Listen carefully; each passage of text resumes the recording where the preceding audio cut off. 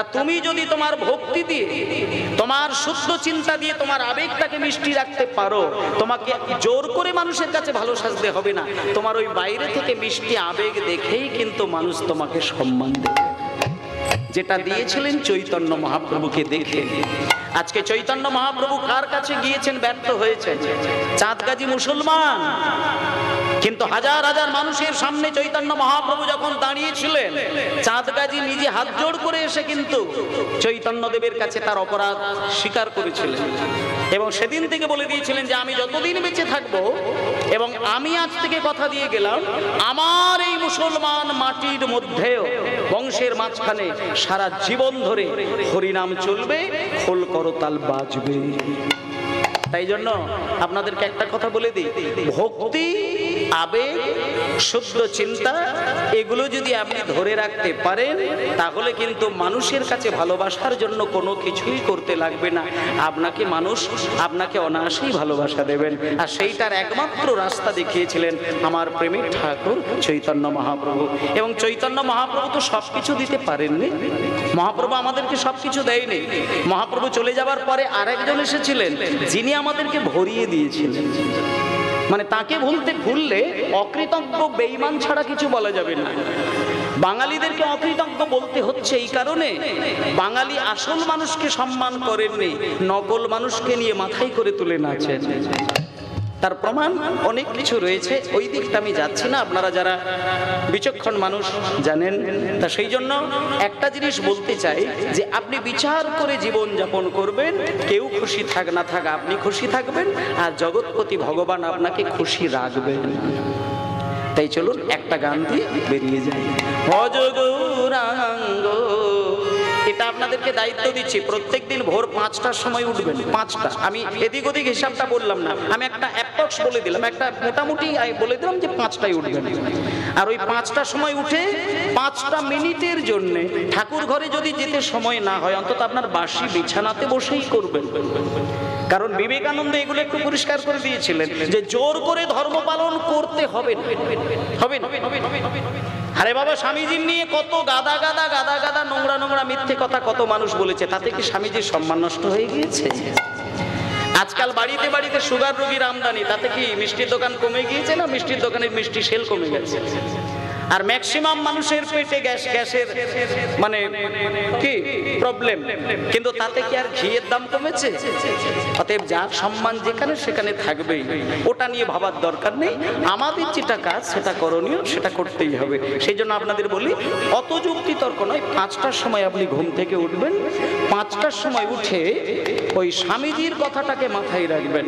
স্বামীজি সব খেতেন, স্বামীজি মাছ মাংস সবই খেতেন, এবং তিনি একটা কথাও বেলুর মঠে হয়তো তিনি বলে দিয়েছিলেন, সেই জন্য বেলুর মঠে একটা দিন বছরের, আমি পার্টিকুলার দিনটা বলতে পারবো না, কিন্তু একটা দিন বছরে আছে যে দিনটা মানে মাছ মাংসের প্রসাদ তৈরি করে ভক্তদেরকে দেওয়া হয়, এবং সেই বিধানটা স্বামীজিকে সম্মান দেওয়ার জন্য করে।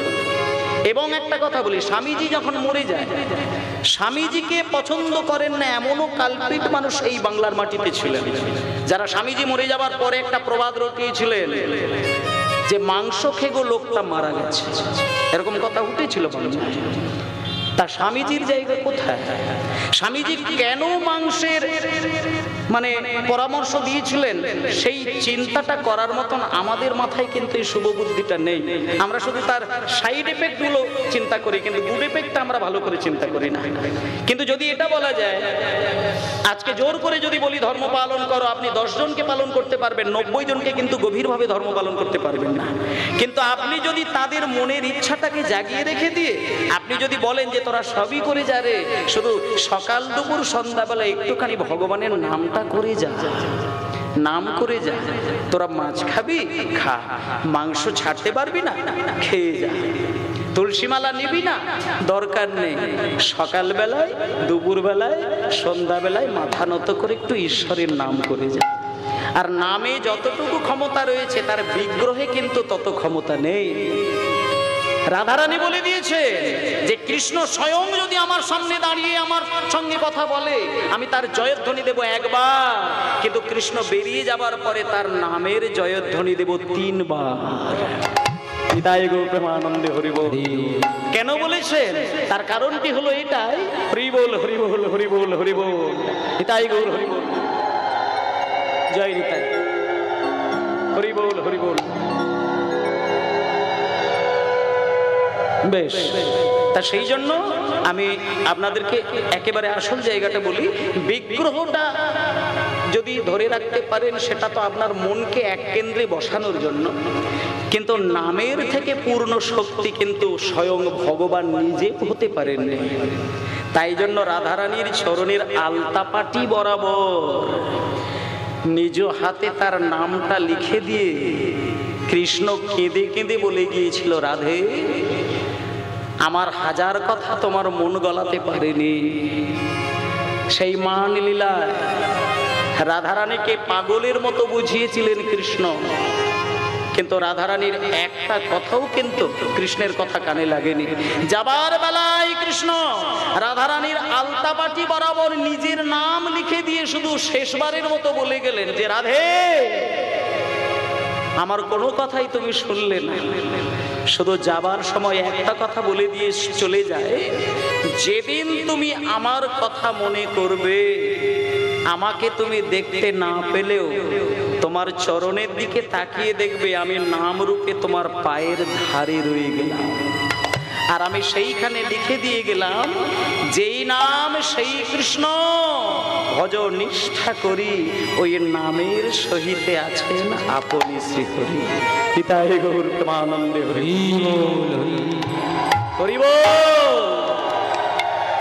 ভজ গৌরাঙ্গ লহ গৌরাঙ্গ কহ গৌরাঙ্গের নাম রে, ভজ গৌরাঙ্গ লহ গৌরাঙ্গ কহ গৌরাঙ্গের নাম রে, ভজ গৌরাঙ্গ কহ গৌরাঙ্গ লহ গৌরাঙ্গের নাম রে, ভজ গৌরাঙ্গ লহ গৌরাঙ্গ কহ গৌরাঙ্গের নাম রে, জন গৌরাঙ্গ ভজে সে হয় আমার প্রাণ রে, গৌরাঙ্গ ভজে সে হয় আমার প্রাণ রে, যে জন গৌরাঙ্গ ভজে সে হয় আমার প্রাণ রে,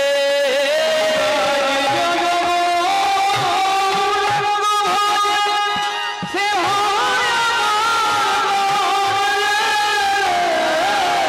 আমার গৌরাঙ্গ ভজে সে হয় আমার প্রাণ রে,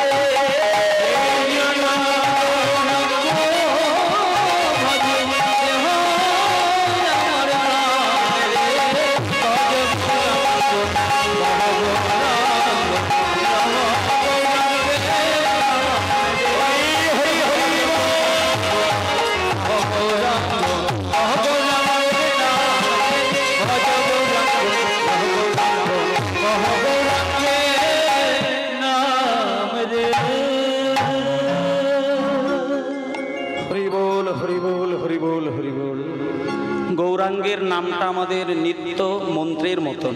যারা এখানে দীক্ষা মন্ত্র নিয়েছেন, আমি কিছুই বলবো না, নাম মন্ত্র নিয়েছেন মানে আপনি পূর্ণ শক্তিমান হয়ে উঠেছেন, কারণ এই নাম নিছক নাম নয়।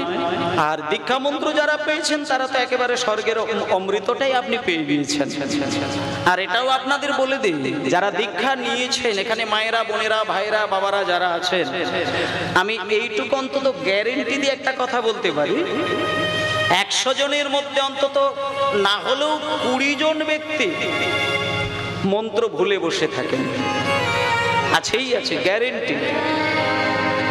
কিন্তু আমি এটা বলে দিই, মন্ত্র কেউ জীবনে ভুলে যাবেন, বিশেষ করে দীক্ষা মন্ত্র ভুলে যাবেন, এটা যদি কারোর জীবনে ঘটে থাকে, আপনি কিন্তু আপনার অজান্তেই কিন্তু পাপের পাহাড়টাকে কিন্তু ঘাড়ে করে বয়ে নিয়ে যাচ্ছেন। আপনার সর্বনাশ হয়ে যাবে। কারণ আপনি সবকিছুর সঙ্গে রঙ্গ তামাশা ছেলে মানুষই করতে পারেন, কিন্তু গুরুর হৃদয় থেকে ভক্তি মেশানো যে অমৃতটা মন্ত্র পেয়েছেন রূপে, এটা নিয়ে আপনি ছেলে মানুষই করবেন না। যদি মনে হয় ভুলে গিয়েছেন, তাহলে আপনি যথাশীঘ্র গুরুদেবের কাছে গিয়ে আপনি ক্ষমা চাইবেন এবং আপনি অনুরোধ করবেন যে হে গুরুদেব, আমি কোনো কারণের জন্য আমি মন্ত্রটা একটু এলোমেলো করে ফেলেছি, ভুলে গিয়েছি, আপনি আমাকে আবার মন্ত্র সংস্কার করে দেন। উনি যদি থাকেন জগতে তাহলে আপনাকে মন্ত্র দেবে, আর যদি না থাকে তাহলে ওই গুরু পরম্পরায় যিনি দীক্ষা দান করছেন ওনার কাছে গিয়ে মন্ত্রটা আবার আপনি সংস্কার করে আনবেন। এটা আপনাদের কাছে আমি অনুরোধ করলাম। অনেকে এরকম আছে মন্ত্র ভুলে যায়, কিন্তু এটা করবেন না। ভগবানকে সম্মান দেবেন মূর্তি দিয়ে নয়, আপনি মন্ত্রের দ্বারা সম্মান করবেন, মূর্তি মান হয়ে আপনাকে ধরা দেবেন, কিচ্ছু দরকার নেই। তা ভক্তমণ্ডলী মায়েরা, আজকে সকালবেলায় উঠে গৌরাঙ্গের নাম বলে যান। আপনি দেখবেন যিনি গৌরাঙ্গের নাম বলেন, যিনি গৌরকে ভালোবাসেন, যিনি গৌরের চরণকে তার সম্পদ বলে মনে করেন, আমি বলতে পারি ৩৩ কোটি দেবতাই কিন্তু তার কাছে ধরা পড়ে যায়, ধরা পড়ে যায়। কারণ গৌর হরির মধ্যে জগতের সব শক্তি লুকানো রয়েছে। যিনি পরম ব্রহ্ম শ্রীকৃষ্ণ তিনি স্বয়ং গৌর হরি, যিনি প্রেমময়ী রাধারানী তিনি সাক্ষাৎ গৌর হরি।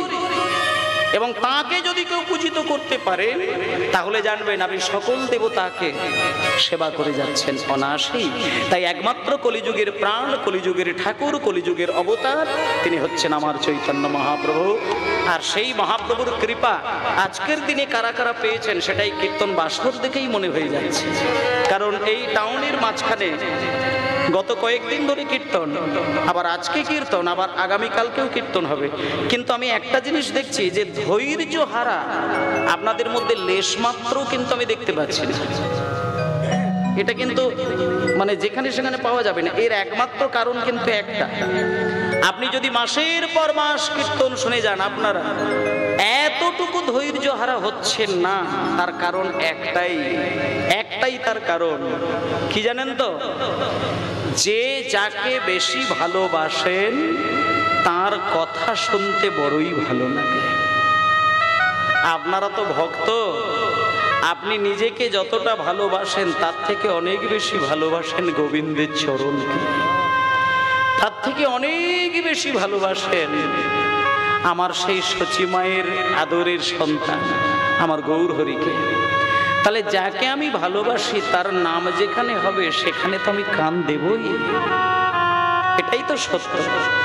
এমনি সামান্য গৌর হরি কথা বাদ দিন, আপনি যদি কাউকে কোনো মানুষকে যদি ভালোবাসেন, তার সুনাম যদি কোথাও হচ্ছে একটুখানি শুনতে পাই, আপনি কাজ ফেলে রেখে দিয়ে ছুটে গিয়ে তাদের কথাই কিন্তু আপনি কান দেন।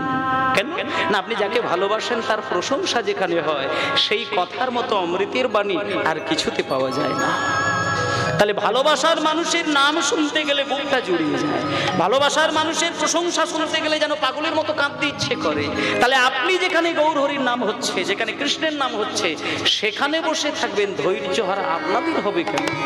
যারা অভক্ত হয় তারা ধৈর্য হারা হয়, কিন্তু যারা গৌর ভক্ত তারা রাত দিন কৃষ্ণ নাম শোনে, রাত দিন গৌর হরির নাম করে, আর মাথা নত করে টপ টপ করে চোখের জলে মাটি ভিজিয়ে দেয়।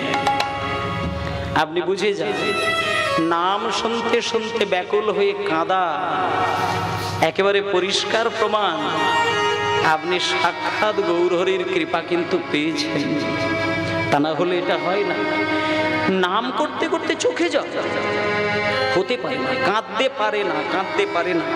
কত কঠিন মানুষকে দেখবে কাঁদতে জানে না, আবার ভগবানের নাম করতে করতে কান্না। এক জন্মের বিষয় না, কোটি কোটি কোটি কোটি কোটি কোটি জন্মের সুকৃতি থাকলে তবে সেই কৃষ্ণ নাম গৌর নাম করতে গেলে তার চোখটা ভিজে যায়, টপ করে একটা জল গড়িয়ে যায়। এটা যেদিন হবে আপনি জানলেন আপনার হৃদয়ে গৌর চরণ বাঁধা রয়েছে। এটা যখন হবে আর কিচ্ছু দরকার নেই, আর কোনো কিছুর প্রয়োজন নেই। আজকে সেইভাবে ভাবিত আমার গৌর সুন্দর, সেইভাবে ভাবিত গৌর হরি। নর নর বলি প্রভু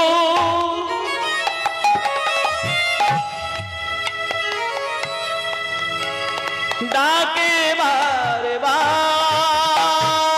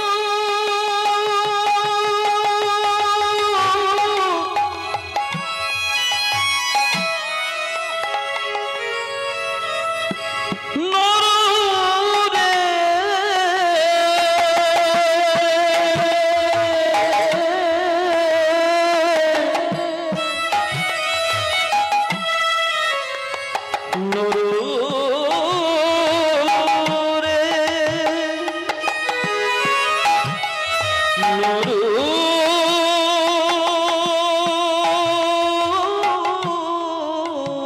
রে।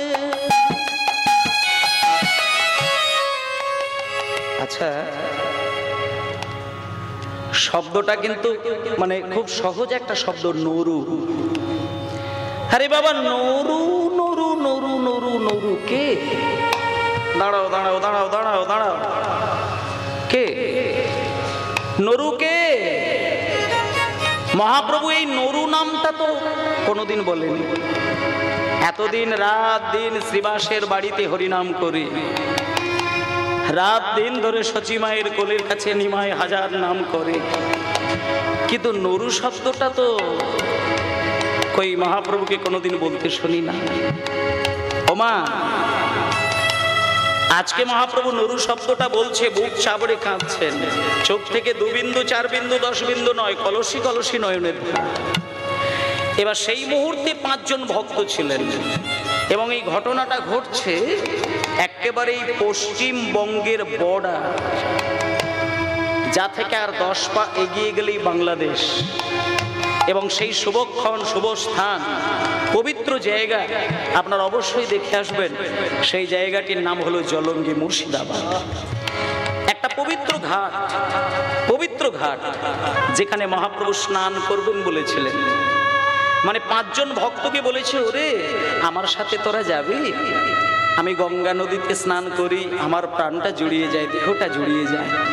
আজকে আমি গঙ্গায় নয়, আজকে আমি একটু কষ্ট করে মুর্শিদাবাদের একেবারে শেষ, যেখানে পদ্মা নদী গড়িয়ে গড়িয়ে বইছে, আর তার ওই পাটটা হচ্ছে এখন বর্তমানে বাংলাদেশ। তখন কিন্তু বাংলাদেশ ছিল না, তখন সারা বাংলাটা একটাই ছিল। শোনেন মা, এবার ওই যে ওই আস্তে আস্তে বাবা, ওই যে পদ্মা নদীর জল আজকে মহাপ্রভু খুব অনুরোধ করলেন 5 জন পার্ষদ তাদেরকে নিয়ে স্নান করবেন।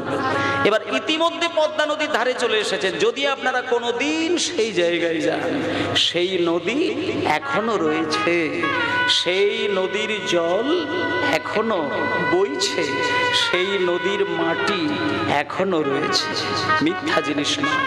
সেই নদীর ধারে গিয়ে মহাপ্রভু দাঁড়িয়ে রয়েছে। ভক্তগণ শুধু একবার প্রশ্নটা করেছেন মহাপ্রভুকে, প্রভু আপনি জলে আগে নামবেন তো? আমরা তো আপনার পিছনে পিছনে যাব, কারণ এর আগে আমরা যতবার স্নান করেছি আপনি জলে নেমেছেন, তারপরে বাহু বাড়িয়ে দিয়েছেন, কোলে স্থান দিয়েছেন, তা আপনি আগে জলে নামুন। মহাপ্রভু বলছেন, শোনো শোনো শোনো শোনো শোনো, দাঁড় দাঁড় দাঁড়, এতদিন তো তোমাদের আগে জলে আমি নেমেছি, আজকে কিন্তু একটু ওই তোমরা আগে জলে নেমে যাও, আমি তোমাদের পিছনে পিছনে নামবো। এই বলে ভক্তদেরকে যেই বলেছে তোমরা আগে নেমে যাও, ব্যাস, আর কোনো কথা নয়। এক এক করে সবাই জলে ঝাঁপ দিয়েছেন। এবার যেই জলে ঝাঁপ দিয়েছে, কেউ ডুব দিয়েছে, কেউ জলের মধ্যে জলকেলি করছে। এই ফাঁকে সবার চোখে ধুলো দিয়ে মহাপ্রভু একটু পিছন দিকে হাঁটলেন। মানে একটুখানি দূরে একটা গভীর জঙ্গল, সেই জঙ্গলের মাঝখানে দাঁড়িয়ে আকাশের দিকে তাকিয়ে রইলেন। শুধু তাকিয়ে রয়েছে তা না, এমন চিৎকার করে ডাকলেন, শব্দটা যেন সেই আকাশ পর্যন্তই চলে যাচ্ছে। শুধু ডাকলেন তো ডাকলেন তা না, পাগলের মতো কান্না। কে সে? কে সে যার নাম নিতে গিয়ে প্রভুর চোখে এতখানি জল? সেই নাম, সেই নাম নর নর বলি প্রভু হরি হরি।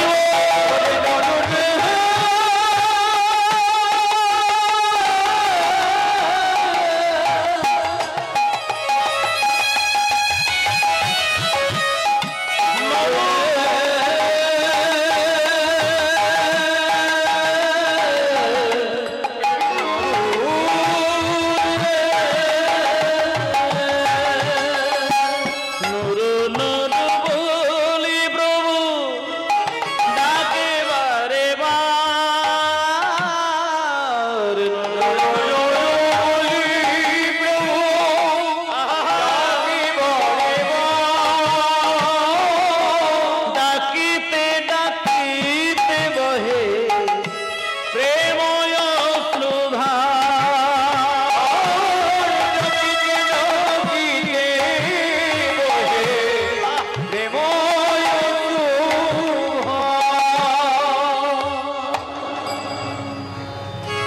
ভক্তগণ জল থেকে শীঘ্রই উঠে মহাপ্রভুর কণ্ঠস্বরটা শুনতে পাচ্ছে।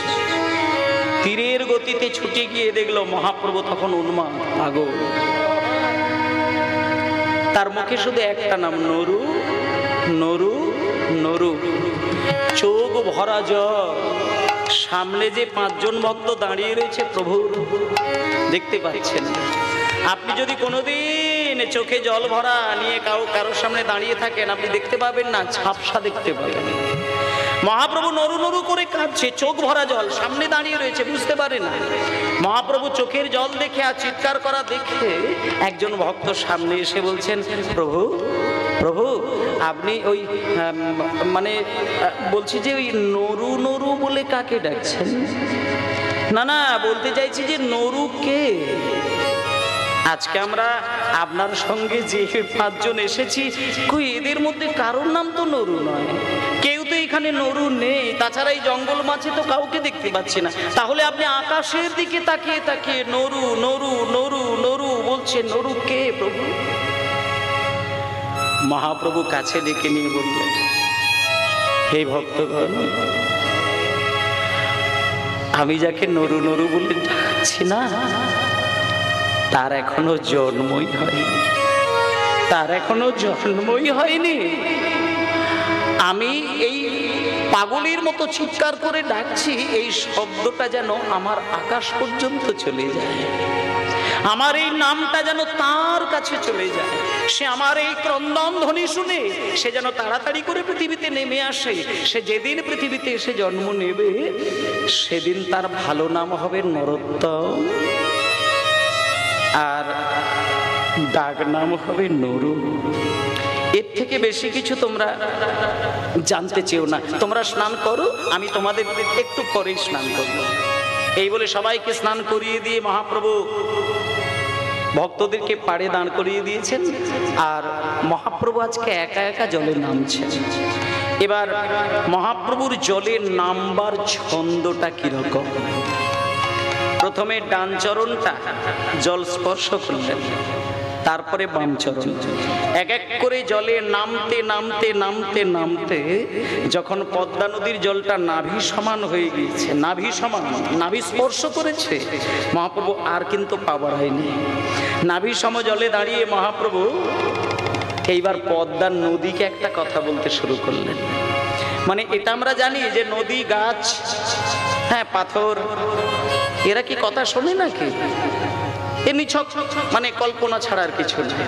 কিন্তু মহাপ্রভু যে আজকে নদীর দিকে তাকিয়ে তাকিয়ে কথা বলছেন, এটা কি সত্যি?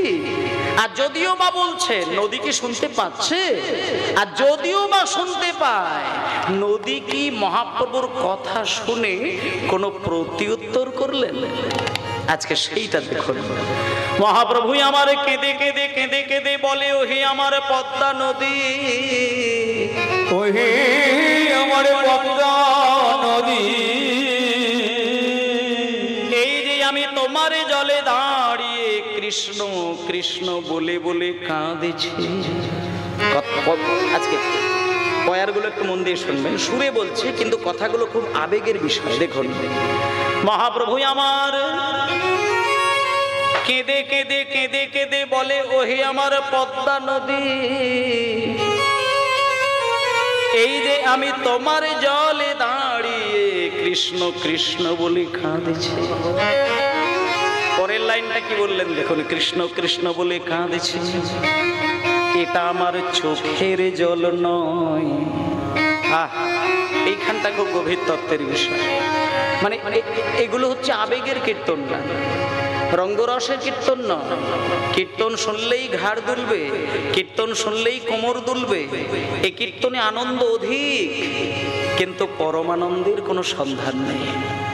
যে কীর্তনে পরমানন্দ আসে সেটাই কীর্তন, সেখানে প্রভুর কৃপা মিলবে। তা আজকে দেখুন বলছে, ওহি আমার পদ্মা নদী, এই যে আমি তোমার জলে দাঁড়িয়ে কৃষ্ণ বলে কাঁদেছি, আমার চোখ থেকে বিন্দু বিন্দু জল তোমার জলে গিয়ে টপ টপ করে মিশে যাচ্ছে, এটা আমার চোখের জল নয়। তাহলে এটা কি জল? মায়েরা, চোখ থেকে জল পড়ছে, চোখের জল না। এ কি পাগল? নাক থেকে জল মানে নাকের জল, চোখ থেকে জল মানে চোখের জল, এ তো পরিষ্কার কথা। কিন্তু মহাপ্রভু বলছেন না পদ্মা, আজকে যে আমি এই মুহূর্তে যে চোখ থেকে জলটা তোমার জলে বিগলিত করলাম, এটা কিন্তু চোখের জল নয়। তাহলে এটা কি জল? না, আমার হৃদয়ে রয়েছে কৃষ্ণ প্রেম, আর সেই কৃষ্ণ প্রেম আমি বিরহের তাপ দিতে দিতে দিতে দিতে সেই প্রেমটা বিগলিত হতে শুরু করল, আর সেই প্রেমের বিগলিত রসধারা আজকে আমি চোখের মাধ্যম দিয়ে তোমার জলে মিশিয়ে দিলাম। পিতাই গৌর প্রেমানন্দে হরি বল।